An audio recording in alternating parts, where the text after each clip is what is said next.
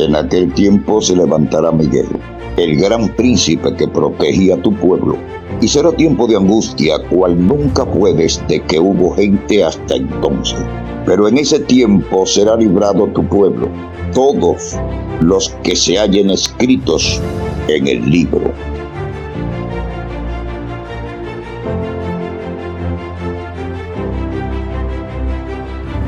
Una vez más, buenas tardes a cada uno de ustedes y feliz sábado. Estamos contentos de estar aquí en la casa de nuestro Dios. A partir de hoy vamos a iniciar y esperamos casi todos los sábados tener esto que vamos a iniciar hoy. Hoy vamos a iniciar una programación que va a ser como una serie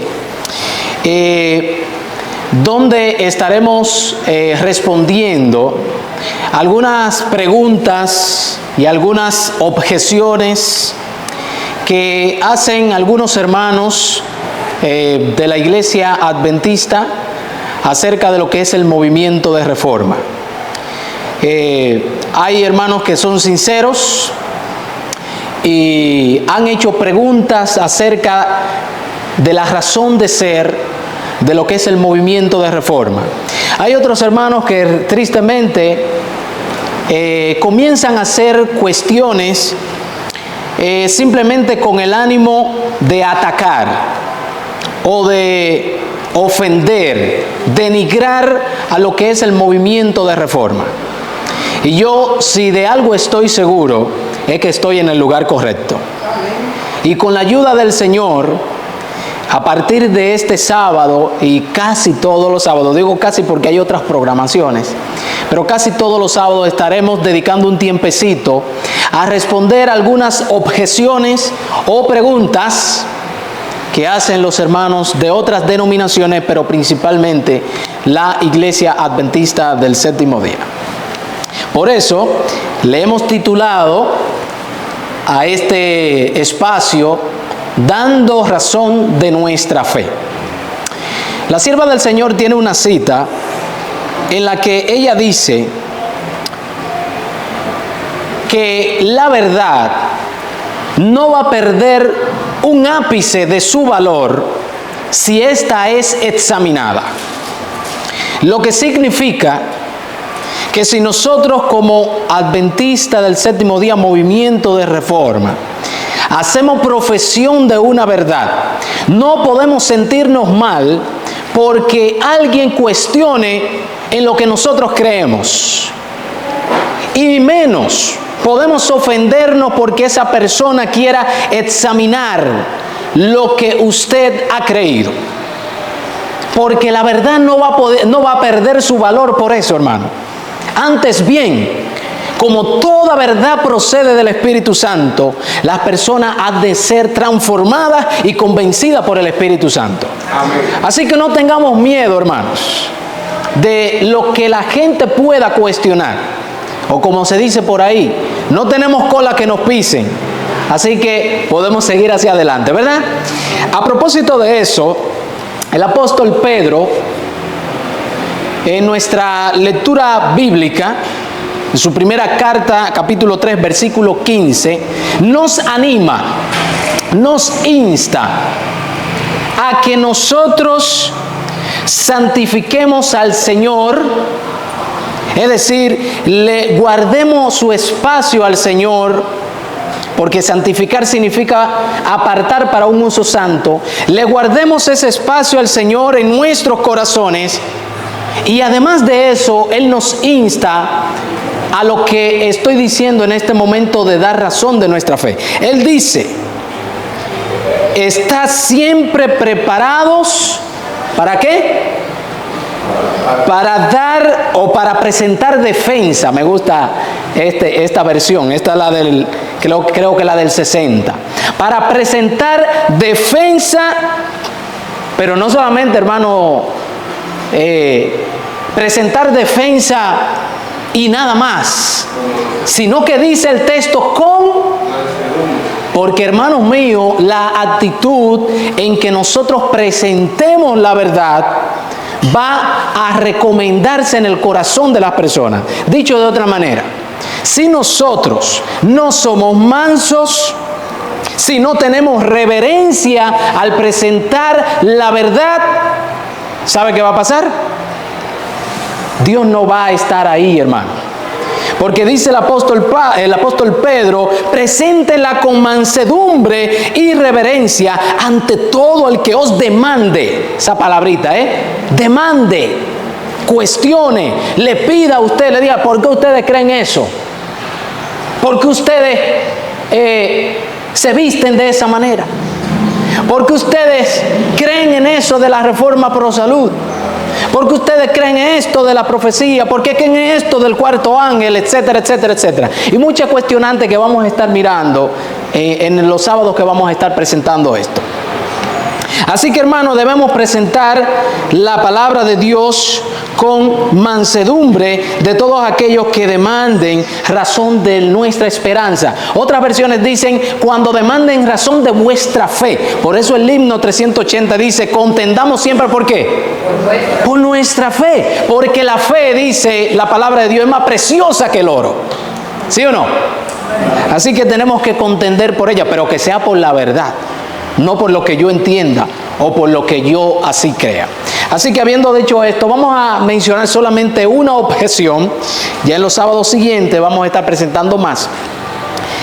Una objeción que hay, que han hecho algunos hermanos adventistas acerca de la reforma. Quizás algunos de ustedes ya la han escuchado. La objeción es que no hay octava iglesia. Y le voy a explicar en qué consiste esa objeción, esa cuestionante que han levantado. Bueno, ellos dicen, hay solamente en el libro de Apocalipsis capítulo 2, capítulo 3, y es verdad, solamente ¿cuántas iglesias? 7. Y dicen ellos, los adventistas, o algunos, no todos, algunos hermanos adventistas dicen, y la iglesia adventista es la séptima de esa iglesia. Ahora viene la cuestión para nosotros. Pues si la iglesia de la Reforma dice que es el pueblo de Dios, que es la iglesia de Dios, entonces ellos son una octava y están contradiciendo, según ellos, están contradiciendo Apocalipsis capítulo 2 y capítulo 3. ¿Cómo podríamos responder a eso? Bueno, con la ayuda del Señor vamos a dar respuesta, queridos hermanos.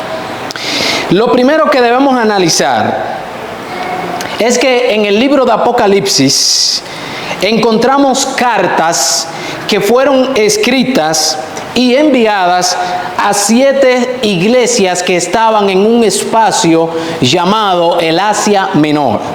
Eso es en el oriente, ¿verdad? Estaban allí en el Asia Menor. Y esas iglesias existían en las ciudades que se mencionan en Apocalipsis capítulo 2. Dicho sea de paso, el nombre, oiga bien, el nombre de las iglesias que están allí es el nombre de la ciudad. ¿De acuerdo? Es el nombre de la ciudad, usted lo puede comprobar. Dice, escribe al ángel de la iglesia en Éfeso. Escribe al ángel de la iglesia en Esmirna, etcétera, etcétera, etcétera. Entonces, porque dice en, significa que se refiere a la ciudad. Aunque el nombre también lo tenía ya la iglesia como tal, porque estaba ubicada en esa ciudad. Ahora, un dato importante, queridos hermanos, un dato muy importante. Habían más de 7 ciudades donde había iglesias cristianas. Pero Jesús solamente decide enviar mensaje a esas 7 iglesias, porque literalmente el apóstol Juan debía enviar el mensaje a esas 7 iglesias. ¿De acuerdo? O sea, porque el Señor le dice, mira, escribe todo lo que te voy a presentar y envíalo a las 7 iglesias que están en Asia Menor, y comienza a enumerarla.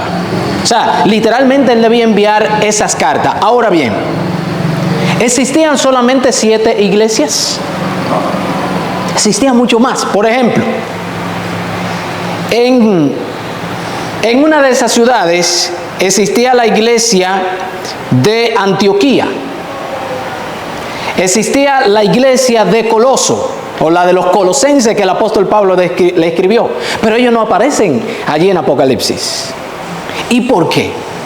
Porque el propósito de Dios no era establecer un mensaje para esas iglesias literalmente. El propósito de Dios era enseñar un mensaje para su iglesia a través de todos los siglos, a través de todo el tiempo. ¿Cómo nosotros nos podemos dar cuenta de esto? Lo vamos a analizar ahora.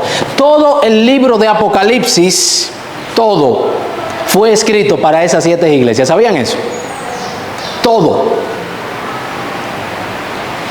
Desde el capítulo 1 hasta el capítulo 22 fue escrito para las 7 iglesias. ¿O ustedes creen que el mensaje que dice escribe al ángel de la iglesia en Éfeso solamente le llegó a Éfeso?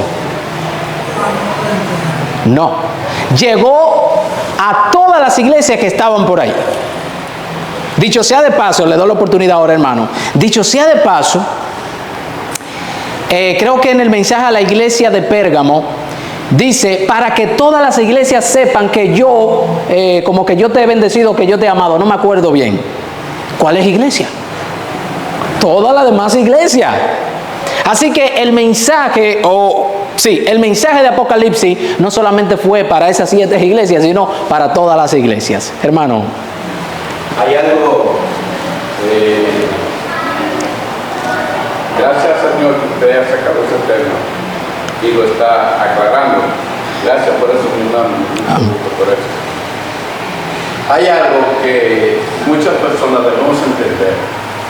El Señor no se está refiriendo a 7 iglesias, porque hay miles de iglesias en diferentes partes del mundo. Escogió los nombres de esas ciudades por el significado de ellas, porque Dios no tiene 7 iglesias, Dios tiene una sola iglesia. Vamos para allá. Una sola iglesia. Lo que pasa es que la iglesia pasaría por 7 periodos hasta el de ahora, que es el de la Odisea. 7 periodos, 7 estados de situación por el que pasaría la iglesia. No son 7 iglesias, sino 7 estados de situación. Correcto. Eso nosotros lo vemos en el libro de los sellos y en el capítulo 6 de Apocalipsis. Los 7 periodos por lo que pasa la iglesia y el nombre que son significativos. Muy bien. Muchas gracias por esa aclaración. Vamos a estar desarrollando eso que dijo el hermano.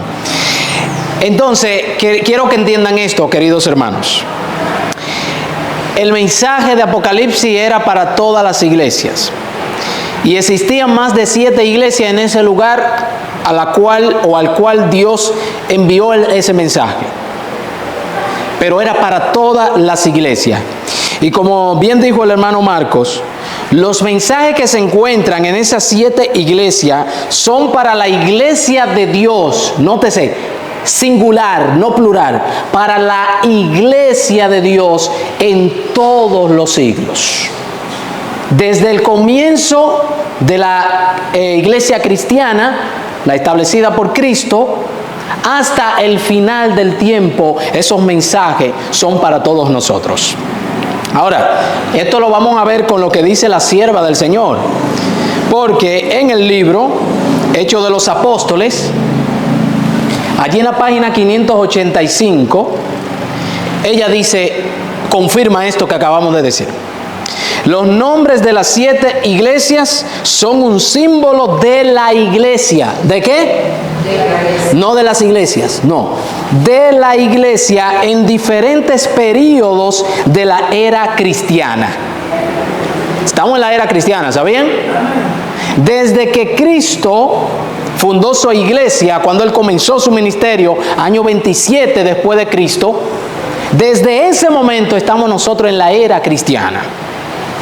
Y dice acá, el número 7 indica algo completo, Cuando en la palabra de Dios se utiliza el número 7 para designar algo como completo. Por eso el séptimo día es lo que completa la obra de Dios. Y es lo que indica que Dios es el Todopoderoso, el séptimo día, el sábado. El número 7 en la palabra de Dios, en la profecía principalmente, hermano, no está de más, no está de que porque Dios lo quiere poner. ¿Por qué Dios no puso 12? ¿Por qué no puso 12 iglesias? O 12 sellos. Porque el número 7 es lo que indica ¿qué? La plenitud. Es lo que indica lo que está completo. Y estoy leyendo lo que dice el espíritu de profecía. No es que fue que yo me lo inventé o alguien se lo inventó. Y dice más, y es simbólico del hecho de que los mensajes se extienden hasta el fin del tiempo. Entonces, ¿qué sentido ese número 7 es simbólico? Que el mensaje se va extendiendo desde el principio hasta el fin del tiempo. Cuando algo tiene un principio pero no tiene un final, ¿está completo? No, ¿verdad? Entonces, ¿tiene un principio la era cristiana? Va a tener, no, sí la era, pero no el cristianismo.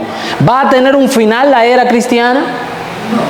Claro que sí, la era cristiana, pero no el cristianismo como tal, no los siervos de Cristo. Entonces la sierva del Señor está diciendo, en ese sentido es que se utiliza el número 7. Ella dice más, los símbolos usados revelan la condición de la iglesia, ¿de qué?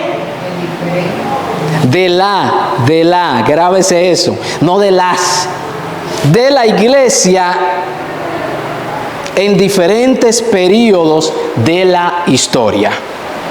Entonces, cuando el Señor escribe a la iglesia de Éfeso, que es la primera que aparece en Apocalipsis capítulo 2, ese mensaje que Dios envía a esa iglesia, no se la estaba enviando solamente a esa iglesia, sino a la gente que vivirían en el período de Éfeso, que vamos a ver más adelante qué era ese período.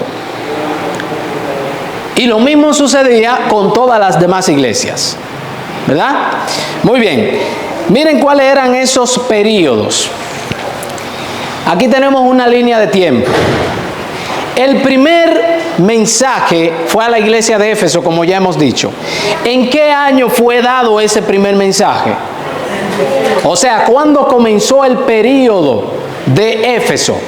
En el año 27 después de Cristo. Mire, en el año 27 después de Cristo. La definición de la palabra Éfeso, aunque este no es el tema en sí, pero es importante que lo sepamos. Porque la sierva del Señor dice en la parte de atrás que los nombres tienen un significado que revelan la condición de la iglesia, ¿verdad? O del pueblo de Dios en ese momento. La palabra Éfeso significa deseable. Y esa palabra describe fielmente el carácter y la condición de la iglesia durante su primera etapa. ¿A cuál iglesia se está refiriendo? A la iglesia apostólica. ¿Era una iglesia deseable esa? ¿La iglesia de los apóstoles? Claro que sí. ¿Cómo eran esos hermanos? ¿Cómo era el amor que manifestaban entre ellos? ¿Ah? Que nadie decía que lo que tenía era de él, sino que era de todos. Que el Espíritu Santo de Dios se manifestó fuertemente en aquella iglesia. ¿Era deseable aquella iglesia? Dicho sea de paso, la sierva del Señor dice que tenemos que volver a la piedad de la iglesia primitiva, refiriéndose a la iglesia apostólica. ¿Era deseable? Donde nadie era egoísta. No, que esto es mío. No, todo el mundo daba todo lo que tenía. Todo el mundo se preocupaba por el hermano. Que los hermanos se reunían para comer junto el pan, dice en el libro de los Hechos. Esto era una iglesia deseable, ¿verdad? Así que ese término, ese nombre, Éfeso, deseable, se aplica perfectamente a esa iglesia. Después de Éfeso, a ver si ustedes recuerdan cuál es la iglesia que viene. ¿Lo recuerdan? La iglesia de Esmirna. La iglesia de Éfeso va desde el 27 al año 100 después de Cristo. Ahí mismo en el año 100 comienza la iglesia de Esmirna. La iglesia de Esmirna, usted después puede estudiarlo, ese mensaje. Pero oiga lo que significa la palabra Esmirna. Significa mirra. ¿Qué es la mirra? ¿Te has escuchado eso? Un perfume, ¿verdad? Entonces mirra, eso denomina cuán idónea era la iglesia de Dios mientras pasaba por el horno de la persecución, porque la iglesia, a esa iglesia que Cristo le dice, tú vas a pasar tribulación por 10 días, pero no son 10 días, sino 10 años. Porque ahí se aplica el principio de día por año. Dice, ustedes van a ser perseguidos. La iglesia apostólica, o saliendo de la iglesia apostólica, la iglesia de Dios comenzó a ser perseguida en ese momento. Por los romanos comenzó a ser perseguida. Y dice, ustedes van a sufrir tribulación por 10 años. Pero no se preocupen, porque yo voy a estar con ustedes. Y esa iglesia, queridos hermanos, se mantuvo firme. Y el sacrificio que ellos hacían era como una mirra, era una fragancia para el Señor. Porque a ellos no les importaba entregar todo lo que tenían, inclusive su propia vida, con tal de defender el nombre de Cristo. Así que ciertamente esta iglesia le pega muy bien ese nombre, mirra, un olor grato delante de Dios. Tenemos la otra iglesia. La iglesia de Esmirna va desde el año 100 al año 500, al año 323. ¿Le suena esa fecha? 323. No. Constantino. Más o menos. Constantino se convierte al cristianismo más o menos por esa fecha. Porque acuérdense que la iglesia, vamos a decir, no la primitiva, sino la que vino después de ella, esa iglesia comenzó a ser perseguida por 10 años por los romanos. Pero los romanos dijeron, espérate, esto hay que pararlo. Pero no fueron los romanos. Fue Satanás que dijo, espérate, tenemos que parar, tenemos que detenernos con esta técnica porque no nos está funcionando. Mucha gente se está convirtiendo. ¿Qué es lo que vamos a hacer? Vamos a colarnos en el cristianismo. Así que Constantino viene y se convierte supuestamente en cristiano y se detiene la persecución. Pero eso es lo que le va a dar entrada a la iglesia que vamos a mencionar ahora. Oiga, ¿cuándo comienza el asunto a dañarse, queridos hermanos? ¿Cuándo es que la iglesia comienza a dañarse? ¿Cuando hay problema en la iglesia, cuando la gente está persiguiendo a la iglesia? No. Los problemas de la iglesia no vienen por la persecución de la gente.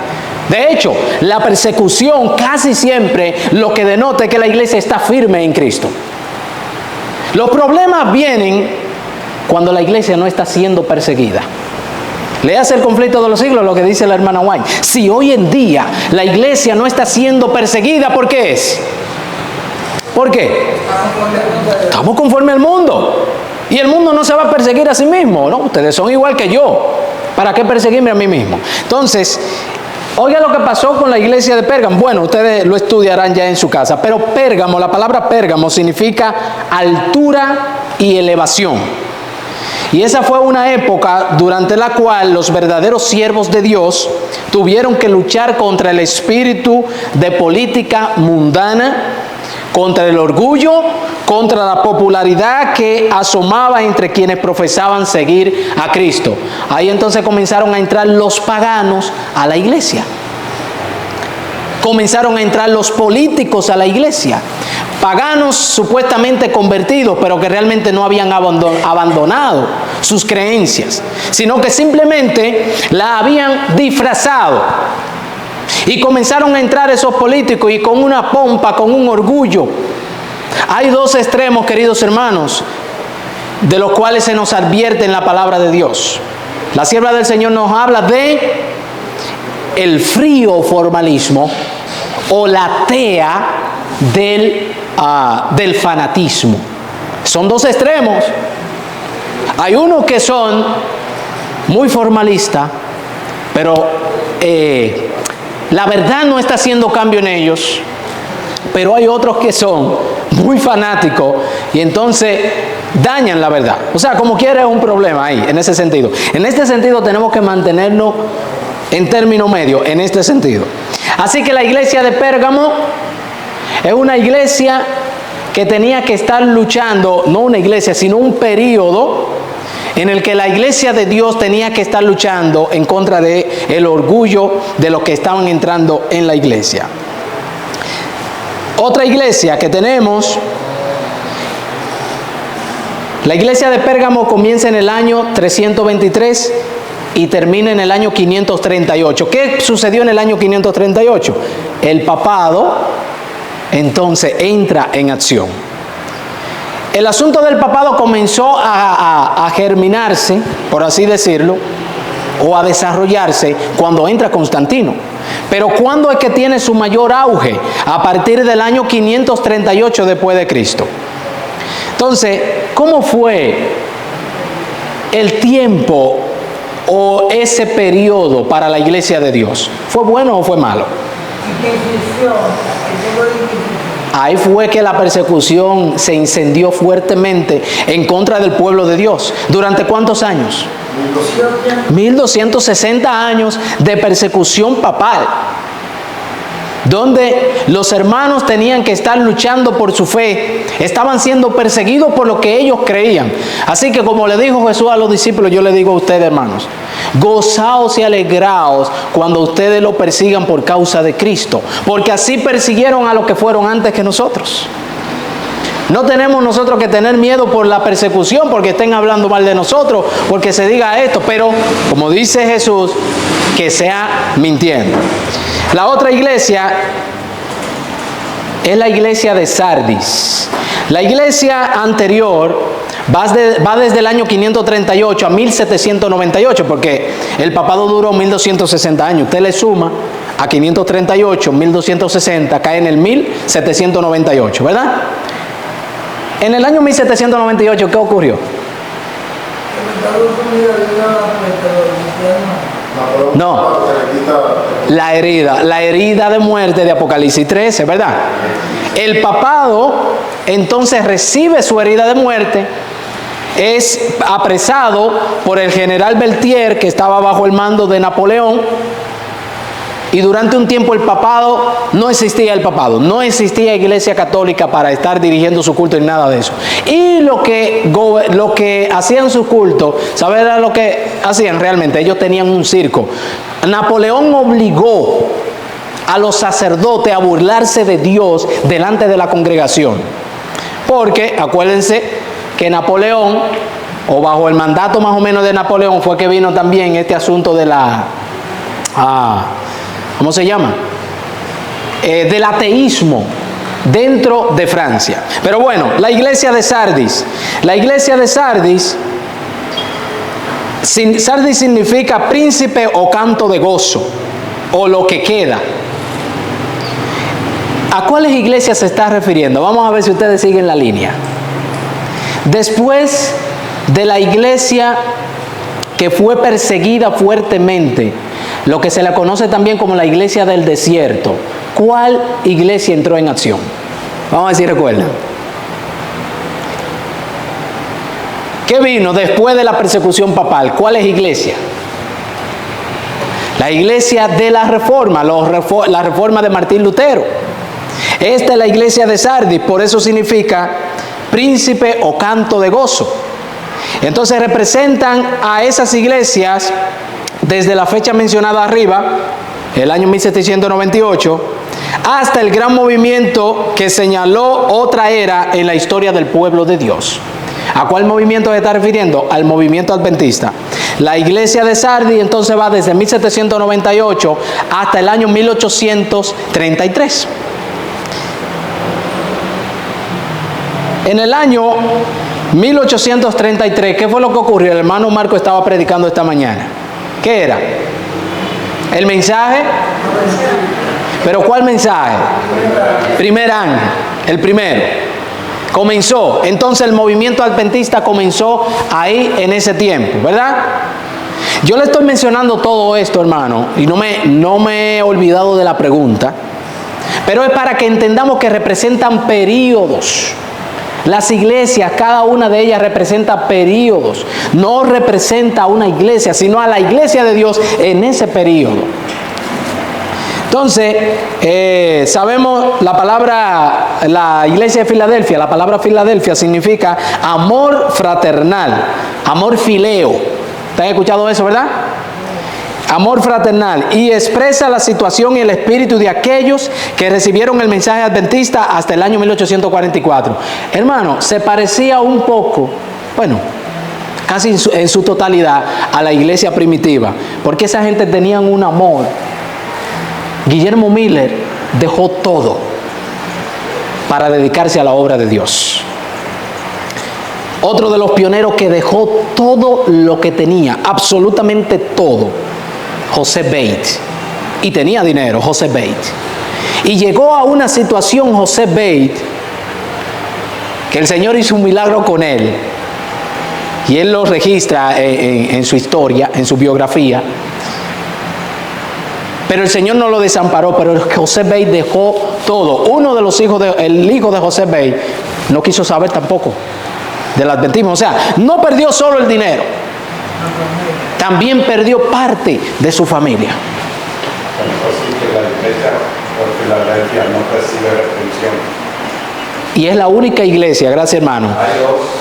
Creo que esta y la de Esmirna. Ah, no, Esmirna creo que le tiene un... No, Esmirna no tiene. Bueno, no me acuerdo bien. Pero de una que yo estoy seguro que no recibe ninguna reprensión. A todas Dios le dice esto y esto y esto. Pero a esta el Señor no le dirige ninguna reprensión. A la iglesia de Filadelfia, era la iglesia de los pioneros, de los que comenzaron esta obra adventista. Así que esta comenzó en el año 1833 y terminó, ¿en qué año? Exactamente, creo que son 44. En el 44. En el año 1844, entonces, ya no son los adventistas como tal, sino los adventistas del séptimo día. Aunque todavía no fue en 1844 cuando se organizaron como iglesia adventista del séptimo día, sino que comenzó el Señor a revelarle más verdades y ellos fueron reuniendo todas esas verdades. Pero entramos a la iglesia de la Odisea, y esta es la iglesia que algunos hermanos adventistas dicen que son ellos, pero con esto no saben lo que están haciendo. Al decir que son la Odisea, no saben lo que están haciendo realmente. Y ustedes van a ver por qué. La palabra Laodicea significa el juicio del pueblo, o según un historiador, un comentarista, un pueblo justo. Cualquiera de las dos. ¿Estamos en el juicio?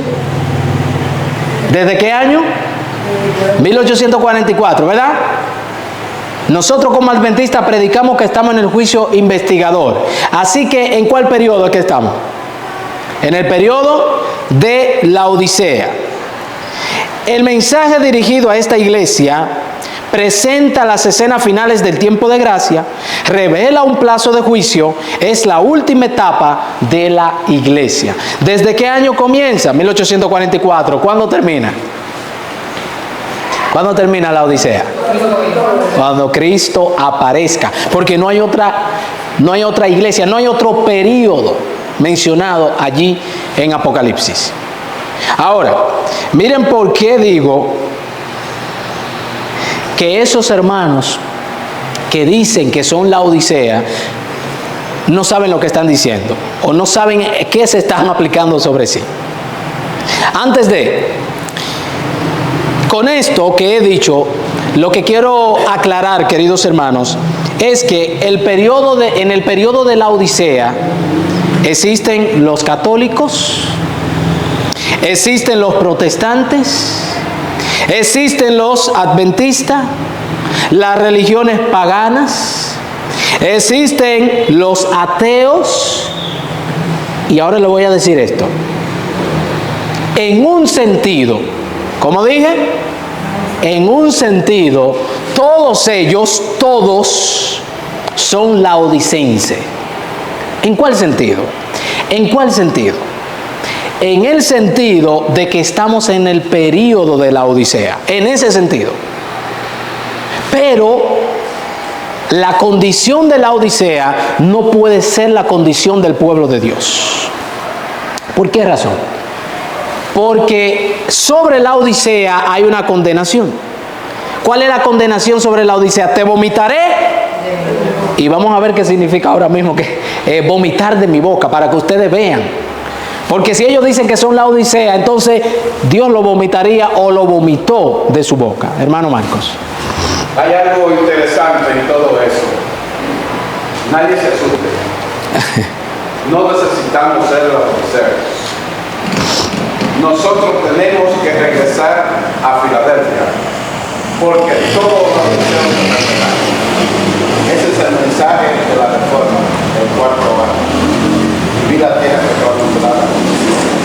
Todos los odiseos se perderán. Entonces, de la Odisea tiene que regresar a Filadelfia. ¿Cómo? Copiar el mensaje que está en la Filadelfia y por qué se lo dio Dios. Muchas gracias, hermano. Entonces, podemos estar en el periodo de la Odisea, pero no debemos ser laodicenses. No podemos tener la condición de la Odisea. Mire lo que dice la sierva del Señor acerca de qué significa vomitar de su boca. Antes de leerlo, cuando del cuerpo, voy a decirlo de una manera que no se escuche tan desagradable. Cuando una persona expulsa algún alimento, algo que ingirió de su boca, vomitó, ¿es porque el cuerpo lo está rechazando, sí o no? Sí, lo rechaza. Lo está rechazando. Ese es como un mensaje del cuerpo diciendo, yo no quiero eso dentro de mí, eso para afuera, va para afuera. Y no vuelve. No quería llegar a ese punto, pero nadie quiere volver a tomar su propio, como dice Pedro, volver a su propio vómito. Eso es desagradable, ¿verdad? Entonces, cuando Jesús le dice a la iglesia de la Odisea, te vomitaré de mi boca, antes de leer esta cosa, ya en nuestra mente tiene que estar la idea de que es que lo rechazó. ¿Sí o no?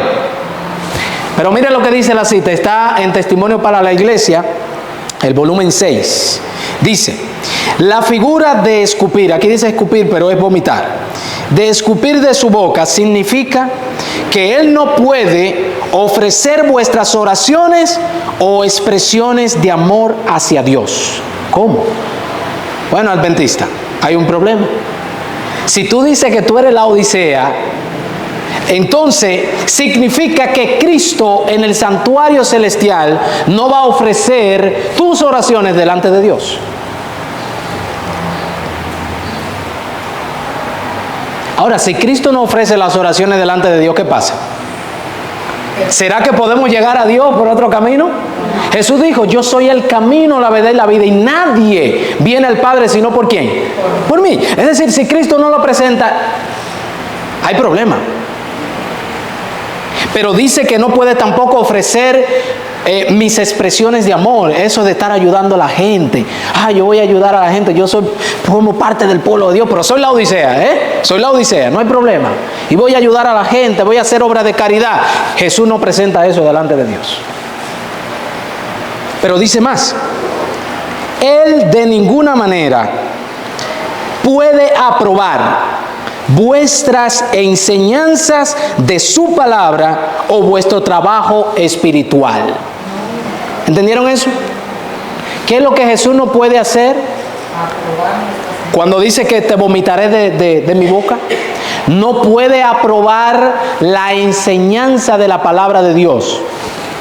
Estamos hablando, hermano, que aquellos predicadores adventistas, quizás me van a caer a pedrada con esto, pero debo decirlo, aquellos predicadores adventistas que estamos en el pueblo de Dios y somos la Odisea, el Señor no, por más reconocidos que sean por el mundo, el Señor no puede, escuche bien, no puede apoyar su enseñanza de la palabra. Puede ser quien sea, queridos hermanos, porque Dios no trabaja con los desobedientes. Dios trabaja con el que es obediente. Pero dice más, Él no puede presentar vuestros ejercicios religiosos. ¿Vuestro qué? ¿Qué sería un ejercicio religioso? Los cultos. Entonces, pónganse a pensar, ¿qué es lo que Jesús está diciendo aquí entonces? Yo no puedo aceptar los cultos que ustedes me están haciendo. Yo no puedo aceptar cuando ustedes estén predicando, aunque estén predicando que el sábado es el día de reposo. Porque dice, no puedo apoyar sus enseñanzas de la palabra. Pero la gracia de Cristo no puede estar sobre la iglesia de la Odisea. Es verdad que desde el año 1858, creo aproximadamente, que el mensaje a la iglesia de la Odisea comenzó a aplicársele a la iglesia adventista. Eso es verdad. Aunque la iglesia llegó a estar en el estado de la Odisea, Dios le decía, tienen que salir de ese estado, tienen que aceptar el mensaje del testigo fiel. Y si ustedes no aceptan el mensaje del testigo fiel, lo vomitaré pronto, dice la hermana White. Pronto lo vomitaré de mi boca. Le dijo el Señor a la iglesia adventista. ¿Y qué es lo que significa entonces vomitar? Rechazar. ¿Qué le estaba diciendo Dios entonces a la iglesia adventista? Te voy a rechazar. Y en otra, la hermana White, aplicando el mensaje a la iglesia de Éfeso. Usted sabe que la iglesia de Éfeso era la iglesia de los apóstoles, ¿verdad? Pero el Señor le tiene una queja a Éfeso. ¿Cuál era la queja? Que había dejado su primer... Y dice, si no te arrepientes, vendré y quitaré el candelero de su lugar. ¿Qué es el candelero en Apocalipsis? No. Dice que Jesús estaba caminando en medio de 7 candelabros. Son las iglesias. ¿Qué es lo que le está diciendo entonces? Te voy a quitar la gracia o el privilegio de ser mi iglesia. Y la hermana Juan lo aclara. Y dice que eso se aplica también a la iglesia adventista.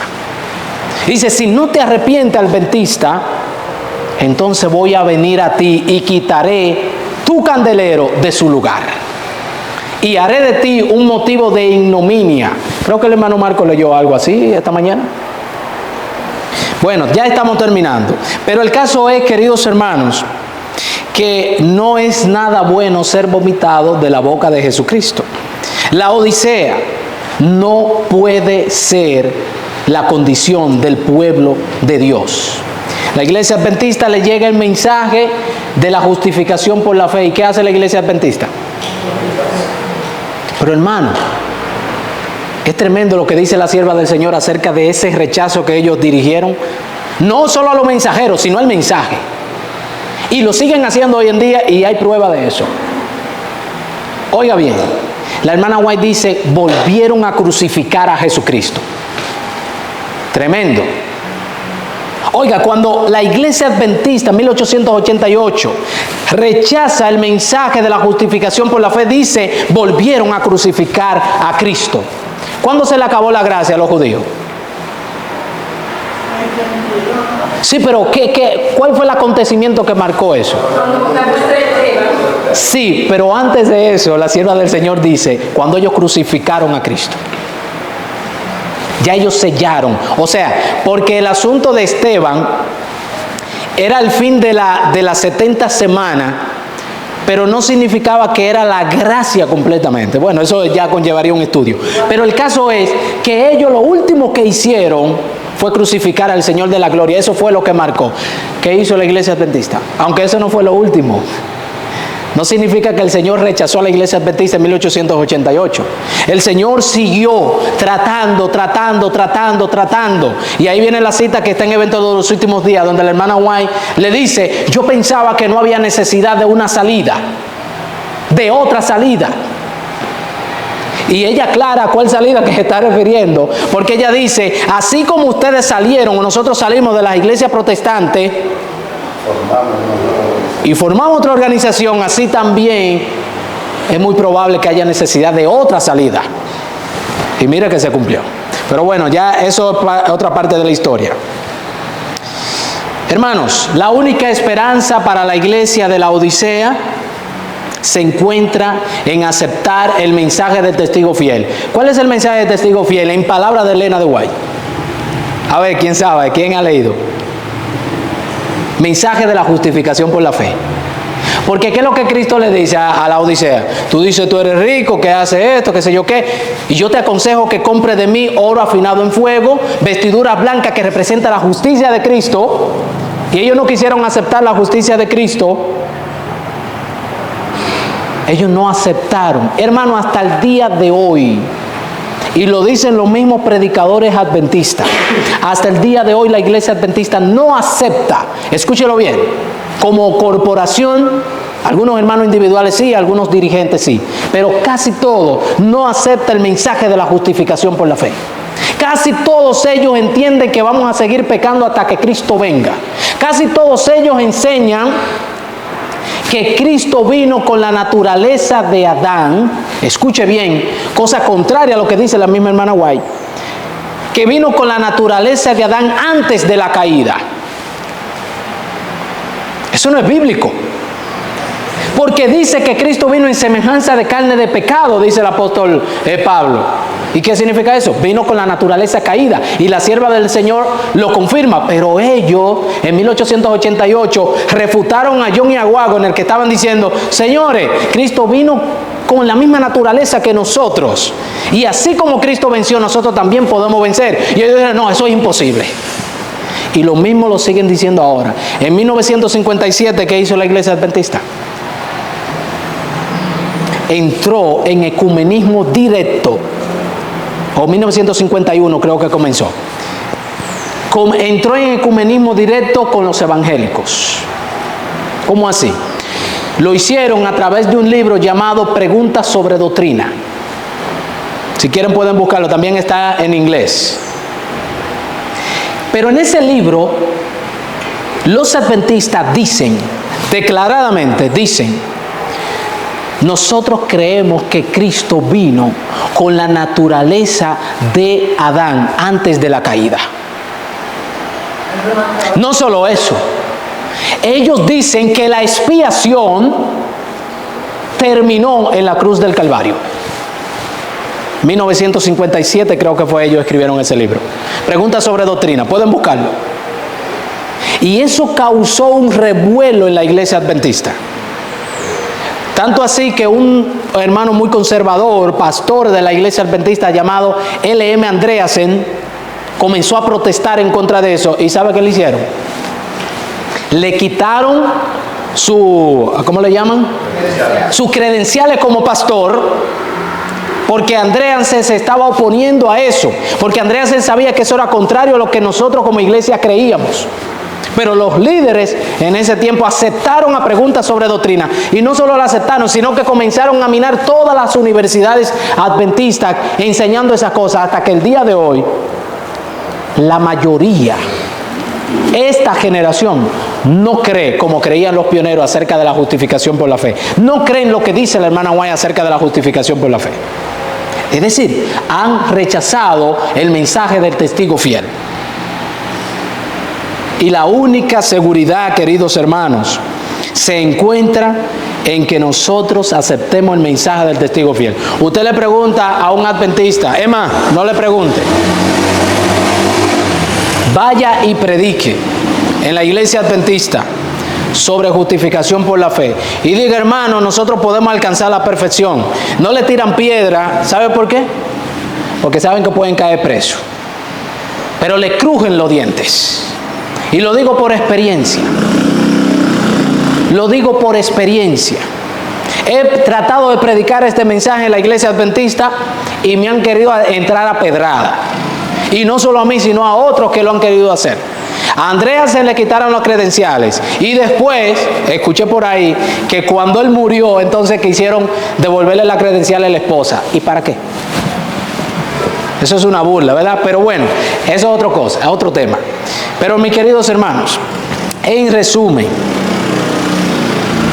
esa objeción de que la iglesia de la Reforma se constituye en una octava iglesia va en contra de lo que establece el libro de Apocalipsis. ¿Por qué? Porque esas iglesias representan periodos, no representan iglesia. Representan periodo de tiempo. Así que la iglesia de la Reforma, si representa algo, no es una octava iglesia. Representa al pueblo de Dios pero reformado. Representa al pueblo de Dios pero haciendo lo que a Dios le agrada. Representa la gloria de ese cuarto ángel que mencionó el hermano Marco, que comenzó en 1888 y cuya luz ha venido en aumento. Si nosotros decimos que la iglesia adventista, la reforma se convierte en una octava iglesia, porque dice que es el pueblo de Dios, entonces podemos decir lo mismo de la iglesia adventista, no la Séptimo Día, sino de la iglesia adventista de Miller, en el tiempo de Filadelfia. En Filadelfia, ¿quiénes eran la iglesia de Dios? ¿Quiénes eran? ¿Ah? Eran los fieles. Pero en el mismo periodo de Filadelfia llegó el primero y segundo mensaje, ¿sí o no?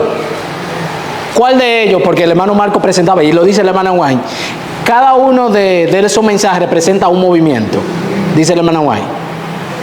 Yo pregunto, entonces, ¿cuántas iglesias habían ahí? Filadelfia es la sexta, pero en ese tiempo entonces el mensaje del segundo ángel debía ser la séptima iglesia, ¿sí o no? Si es siguiendo la lógica que están aplicando estas personas. Espero, queridos hermanos, que nosotros podamos seguir estudiando y que entendamos que debemos dar razón de nuestra fe con mansedumbre, con reverencia, dice el apóstol Pedro, pero tenemos que darlo. Y que el Señor pueda bendecirnos. Amén. En aquel tiempo se levantará Miguel, el gran príncipe que protegía a tu pueblo, y será tiempo de angustia cual nunca fue desde que hubo gente hasta entonces. Pero en ese tiempo será librado tu pueblo, todos los que se hallen escritos en el libro.